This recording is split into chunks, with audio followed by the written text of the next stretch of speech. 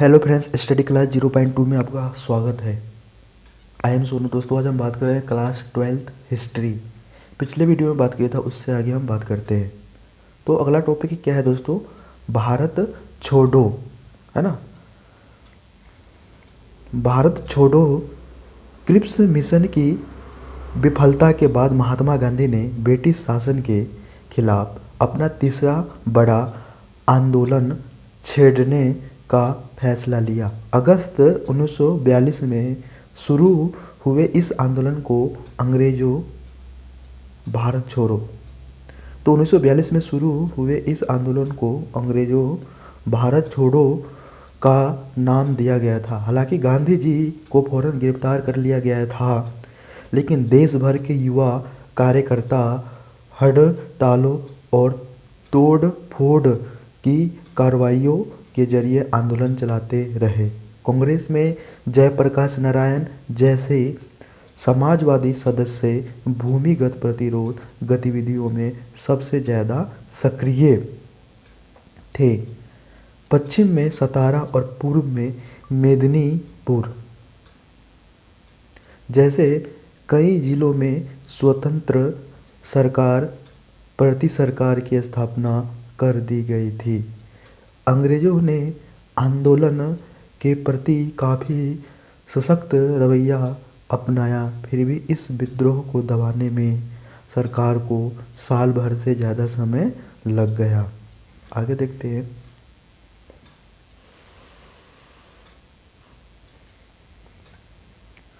भारत छोड़ो आंदोलन सही मायने में एक जना आंदोलन था, जिसमें लाखों आम हिंदुस्तानी शामिल थे। इस आंदोलन में ने युवाओं को बड़ी संख्या में अपनी ओर आकर्षित किया। उन्होंने अपने कॉलेज छोड़कर जेल का रास्ता अपनाया। जिस दौरान कांग्रेस के नेता जेल में थे, उसी समय जिन्ना तथा मुस्लिम लीग के उनके साथी अपना प्रभाव क्षेत्र फैलाने में लगे थे। इन्हीं सालों में लीग को पंजाब और सिंध में अपनी पहचान बनाने का मौका मिला, जहां अभी तक उसका कोई खास वजूद नहीं था। जून 1944 में जब विश्व युद्ध की समाप्ति की ओर था, तो सेकेंड जो विश्व युद्ध था 1939-1945 में समाप्त हो रहा था, तो गांधी जी को रिहा कर दिया गया और जेल से निकलने के बाद उन्होंने कांग्रेस और लीग के बीच फासले को पाटने के लिए जिन्ना के साथ कई बार बात की। 1945 में ब्रिटेन में लेबर पार्टी की सरकार बनी। यह सरकार भारतीय स्वतंत्रता के पक्ष में थी। उसी समय वायसराय लॉर्ड वॉवेल ने कांग्रेस और मुस्लिम लीग के प्रतिनिधियों के बीच कई बैठकों का आयोजन किया। 1946 की शुरुआत में प्रांतीय विधान मंडलों के लिए नए सिरे से चुनाव कराए गए। सामान्य श्रेणी में कांग्रेस को भारी सफलता मिली। मुसलमानों के लिए आरक्षित सीटों पर मुस्लिम लीग को भारी बहुमत प्राप्त हुआ और राजनीतिक ध्रुवीकरण पूरा हो चुका था। 1946 की गर्मियों में कैबिनेट मिशन भारत आया और इस मिशन ने कांग्रेस और मुस्लिम लीग को एक ऐसी संघीय व्यवस्था पर राजी करने का प्रयास किया जिसमें भारत के भीतर विभिन्न प्रांतों को सीमित स्वायत्तता का मतलब था दोस्तों स्वतंत्रता दी जा सकती थी। कैबिनेट मिशन का यह प्रस्ताव भी विफल रहा और वार्ता टूट जाने के बाद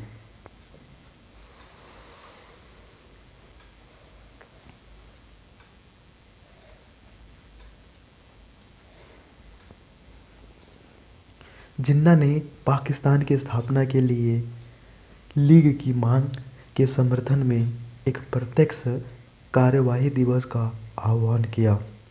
इसके लिए 16 अगस्त 1946 का दिन तय किया गया था। उसी दिन कलकत्ता में खूनी संघर्ष शुरू हो गया। यह हिंसा कलकत्ता से शुरू होकर ग्रामीण बंगाल, बिहार और संयुक्त प्रांत व पंजाब तक फैल गई। कुछ स्थानों पर मुसलमानों को तो कुछ अन्य स्थानों पर हिंदुओं को निशाना बनाया गया। फरवरी 1947 में वॉवेल की जगह लॉर्ड माउंटबेटन को वायसराय नियुक्त किया गया। उन्होंने वार्ताओं के एक अंतिम दौर का आह्वान किया। जब सुलह के लिए उनका यह प्रयास भी विफल हो गया तो उन्होंने ऐलान कर दिया कि ब्रिटिश भारत को स्वतंत्रता दे दी जाएगी, लेकिन उसका विभाजन भी होगा। औपचारिक सत्ता हस्तांतरण के लिए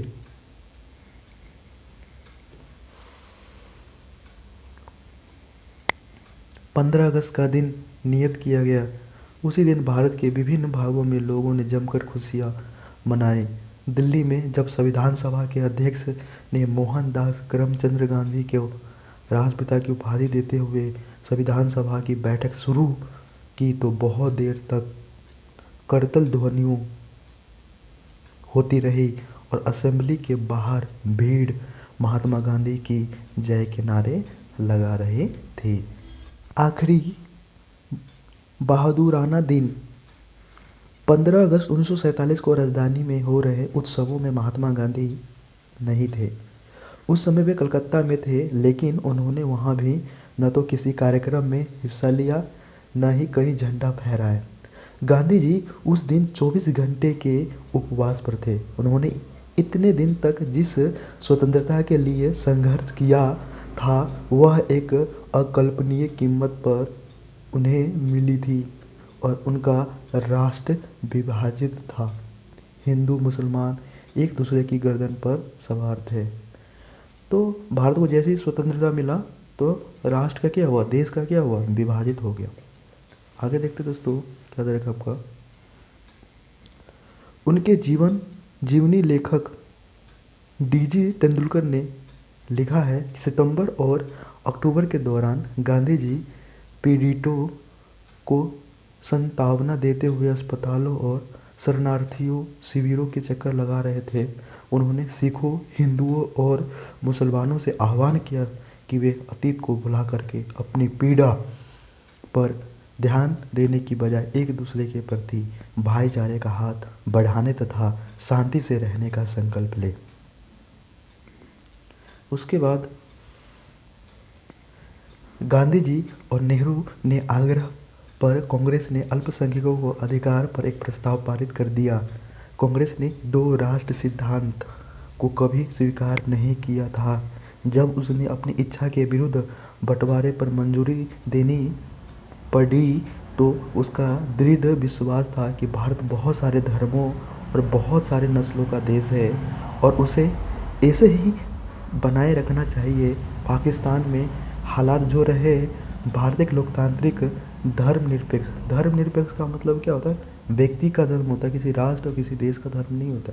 तो धर्मनिरपेक्ष राष्ट्र होगा जहाँ सभी नागरिकों को पूर्ण अधिकार प्राप्त होगा तथा धर्म के आधार पर भेदभाव किए बिना सभी राज्य की ओर से संरक्षण का अधिकार होगा। कांग्रेस ने आश्वासन दिया कि वह अल्पसंख्यकों क्या दोस्तों कि अल्पसंख्यकों के नागरिक अधिकारों के किसी भी अतिक्रमण के विरुद्ध हर मुमकिन रक्षा करेगी। तो दोस्तों जो इम्पोर्टेंट पॉइंट है केवल मैं वही आपको बता रहा हूँ। इसमें पिक्चर में दे रखा है एक दंगाग्रस्त गांव में जाते हुए महात्मा गांधी मुंह से जा सकते थे, जबकि दिल्ली में ही वे मुसलमानों को पूरी सुरक्षा का आश्वासन नहीं दे पा रहे थे। 20 जनवरी को गांधी जी पर हमला हुआ, लेकिन वे अविचलित अपना काम करते रहे और 26 तारीख को उन्होंने अपनी प्रार्थना सभा में इस बात का जिक्र किया कि बीते साल में इस दिन 26 जनवरी को किस तरह स्वतंत्रता दिवस के रूप में मनाया जाता था। अब स्वतंत्रता मिल चुकी थी, लेकिन उसके शुरुआती महीने गहरे तौर पर मोहभंग वाले साबित हुए। फिर भी उनका विश्वास था कि बुरी घड़ी बीत चुकी है। भारत के लोग अब सभी वर्गों और धर्मों की समानता के लिए काम करेंगे तथा अल्पसंख्यकों समुदाय पर बहुल समुदाय का वर्चस्व श्रेष्ठता स्थापित नहीं होगी। भले ही अल्पसंख्यक समुदाय संख्या या प्रभाव की दृष्टि से कितना भी छोटा क्यों ना हो, उन्होंने यह आशा भी जताई कि यद्यपि भौगोलिक और राजनीतिक रूप से भारत दो भागों में बढ़ चुका है, लेकिन हृदय में हम सभी सदैव मित्र एवं भाई रहेंगे। तो हृदय में क्या है दोस्तों, हम सभी हमेशा मित्र और भाई रहेंगे और एक दूसरे को मदद व सम्मान देते रहेंगे और शेष विश्व के लिए हम एक ही होंगे। गांधी जी स्वतंत्रता और अखंड भारत के लिए जीवन भर युद्ध लड़ा। फिर भी जब देश विभाजित हो गया तो उनकी यही इच्छा थी कि दोनों देश एक दूसरे के साथ सम्मान और दोस्ती के संबंध बनाए रखें। 30 जनवरी की शाम गांधी जी की दैनिक प्रार्थना सभा में एक युवक ने उनको गोली मार करके मौत की नींद सुला दी।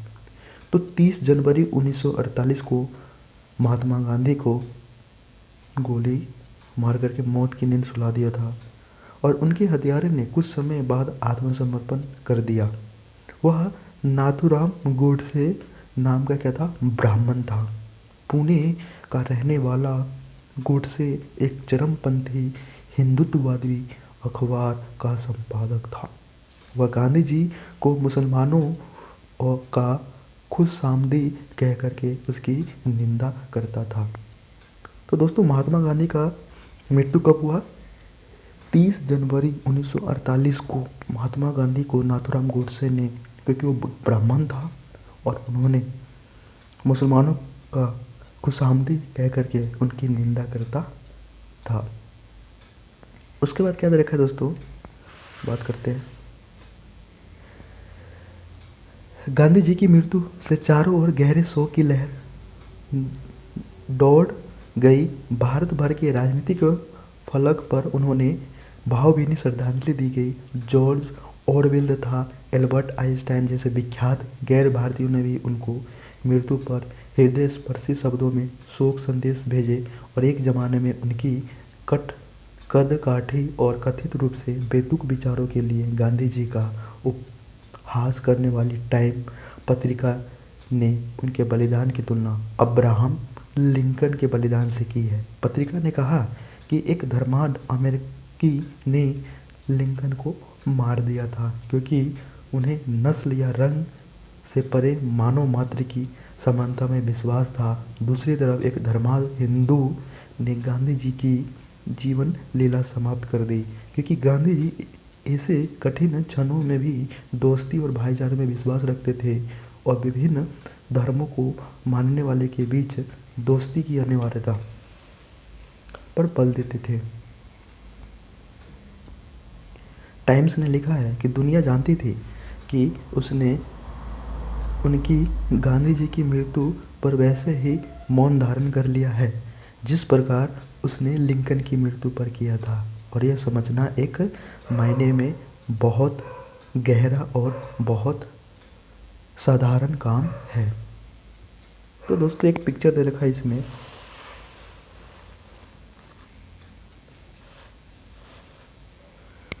महात्मा गांधी जी की मृत्यु एक प्रचलित चित्र है। लोक छवियों में महात्मा गांधी को एक देवता का रूप दिया गया था और उन्होंने राष्ट्रवादी आंदोलन में एकीकरण को समर्पित और शक्ति के रूप में देखा जाता था, जहां आप जवाहरलाल नेहरू और सरदार पटेल यानी कांग्रेस के भीतर दो अलग अलग धाराओं के प्रतिनिधियों को गांधी जी की चिता के दोनों ओर खड़ा हुआ देख सकते हैं। मध्य में स्वर्ग से महात्मा गांधी उन्हें आशीर्वाद दे रहे हैं। गांधी को समझना। हमारे पास बहुत सारे स्रोत उपलब्ध हैं जिनके जरिए हम गांधी जी के राजनीतिक सफर तथा राष्ट्रीय आंदोलन के इतिहास को सूत्रबद्ध कर सकते हैं। सार्वजनिक स्वर और निजी लेखन। इस दिशा में महात्मा गांधी और उनके सहयोगियों और प्रतिद्वंदियों दोनों तरह के समकालीनों के लेखन और भाषण एक महत्वपूर्ण स्रोत है। इन लेखनों में हमें इस बात का ख्याल रखना चाहिए कि किस चीज़ को जनता के लिए लिखा गया था और किस चीज़ को अन्य उद्देश्यों के लिए लिखा गया था। उदाहरण के लिए भाषण से हमें किसी व्यक्ति के सार्वजनिक विचारों को सुनने का मौका मिलता है, जबकि उसके व्यक्तित्व व्यक्तिगत पत्र हमें उनकी निजी विचारों की झलक देते हैं। इन पत्रों में हम लिखने वाले को अपना गुस्सा और पीड़ा, असंतोष और बेचैनी, अपनी दशाएं, आशाएं और हताशाएं व्यक्त करते हुए देख सकते हैं।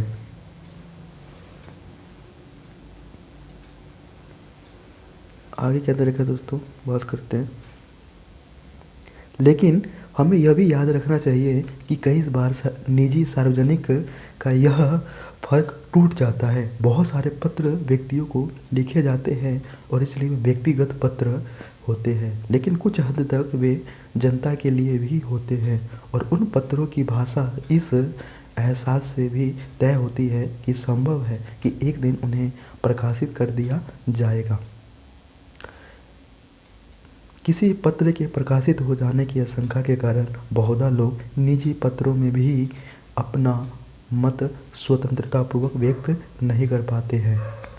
उसके बाद क्या देखा दोस्तों, महात्मा गांधी हरिजन नामक अपने अखबार में उन पत्रों को प्रकाशित करते थे जो उन्हें लोगों से मिलते थे। नेहरू ने राष्ट्रीय आंदोलन के दौरान उन्हें लिखे गए पत्रों का एक संकलन तैयार किया और उसे एक बंच ऑफ ओल्ड लेटर्स मतलब पुराने पत्रों का पुलिंदा के नाम से प्रकाशित किया है।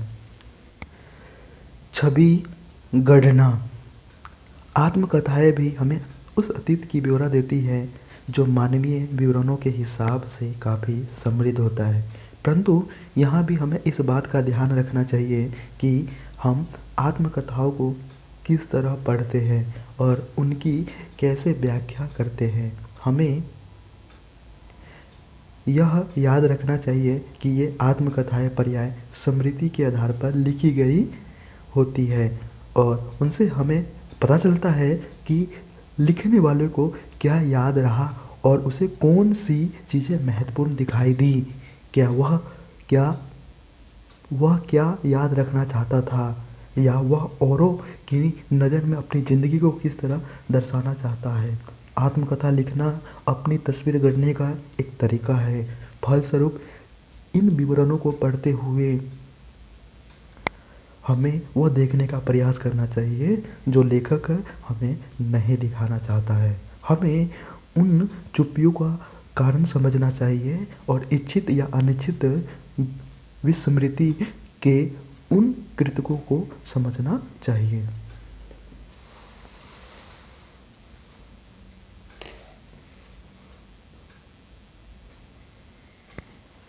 पुलिस की नज़र से औपनिवेशिक शासक ऐसे तत्वों पर हमेशा कड़ी नज़र रखते थे जिन्हें वे अपने विरुद्ध मानते थे। इस लिहाज से सरकारी रिकॉर्ड्स भी हमारे अध्ययन के लिए एक महत्वपूर्ण स्रोत है। उस समय पुलिसकर्मियों तथा अन्य अधिकारियों द्वारा लिखे गए पत्र तथा रिपोर्ट गोपनीय होती थी, लेकिन अब ये दस्तावेज अभिलेखागारों में उपलब्ध है और जिन्हें कोई भी देख सकता है। आइए एक ऐसे ही स्रोत को देखें। 20वीं सदी के शुरुआती सालों से गृह विभाग द्वारा तैयार की जाने वाली पाक्षिक रिपोर्ट माने हर 15 दिन या हर पखवाड़े में तैयार होने वाली रिपोर्टें इस दिशा में काफ़ी महत्वपूर्ण रहे और ये रिपोर्टें स्थानीय इलाकों से पुलिस की मार्फत मिलने वाली सूचनाओं पर आधारित होती थी, लेकिन उनमें यह भी दिख जाता था कि आला अधिकारी क्या देखते थे या क्या मानना चाहते थे। राजद्रोह विद्रोह की भावना मानते हुए वे खुद को इस बात का आश्वासन देना चाहते थे कि इन आकांक्षाओं का कोई आधार नहीं है। यदि आप नमक सत्याग्रह के समय पाक्षिक रिपोर्ट देखें तो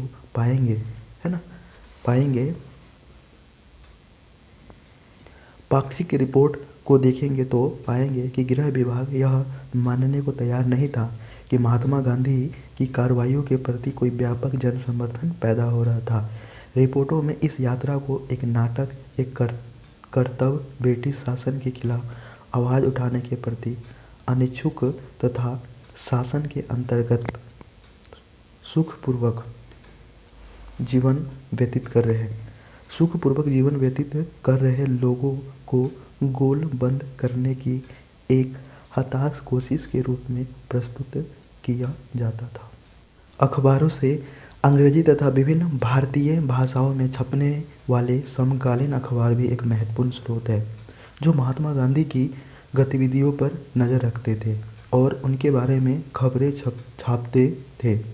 ये अखबार इस बात का भी संकेत देते हैं कि आम भारतीय उनके बारे में क्या सोचते थे, लेकिन अखबारी ब्यूरो को पूर्वाग्रह से मुक्त नहीं माना जाना चाहिए। यह अखबार प्रकाशित करने वाले ऐसे लोग थे जिनकी अपनी राजनीतिक सोच और विश्व दृष्टिकोण था। उनके विचारों से ही यह तय होता था कि क्या प्रकाशित किया जाएगा और घटनाओं की रिपोर्टिंग किस तरह की जाएगी।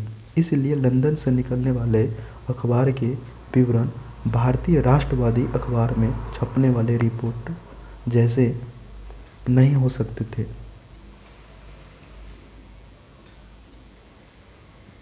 हमें इन रिपोर्टों को देखना तो चाहिए, लेकिन उनके आधार पर नतीजे निकालते हुए खास एहतियात भी बरतनी चाहिए। इन अखबारों के हर वक्तव्य को यथार्थ घटनाक्रम का शब्दशः सच ब्यौरा नहीं माना जा सकता। अक्सर उनमें ऐसे अफसरों की आशंकाओं को और बेचैनियों की झलक भी मिलती हैं जो किसी आंदोलन को नियंत्रित नहीं कर पा रहे थे और उसके प्रसार के बारे में बेचैन थे। उन्हें समझ में नहीं आता कि महात्मा गांधी को गिरफ्तार करना चाहिए या नहीं, अथवा गिरफ्तारी का क्या परिणाम होगा।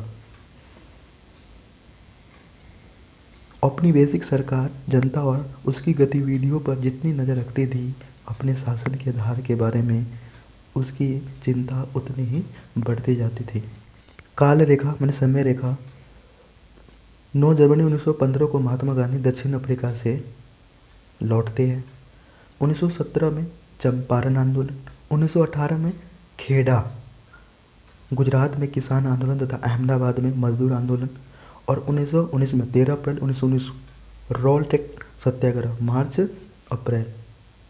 तो 1919 में आपका रोलटेक सत्याग्रह और 13 अप्रैल 1919 को जलियांवाला बाग हत्याकांड। 1921 में असहयोग आंदोलन और खिलाफत आंदोलन। 1928 में बारदोली में किसान आंदोलन। 1929 में लाहौर अधिवेशन। दिसंबर में पूर्ण स्वराज को कांग्रेस का लक्ष्य घोषित किया जाता है। 1930 में सविनय अवज्ञा आंदोलन शुरू, दांडी यात्रा मार्च अप्रैल। 1931 में गांधी इरविन समझौता मार्च, दूसरा गोल मेज सम्मेलन दिसंबर। 1935 गवर्नमेंट ऑफ इंडिया एक्ट में सीमित प्रतिनिधि सरकार के गठन का आश्वासन।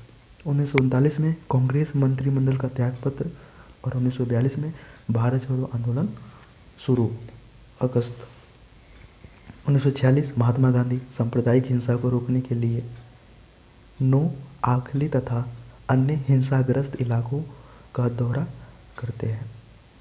दोस्तों, अगर ये वीडियो आपको अच्छा लग रहा है तो लाइक, सब्सक्राइब एंड शेयर कीजिएगा। जय हिंद, जय भारत।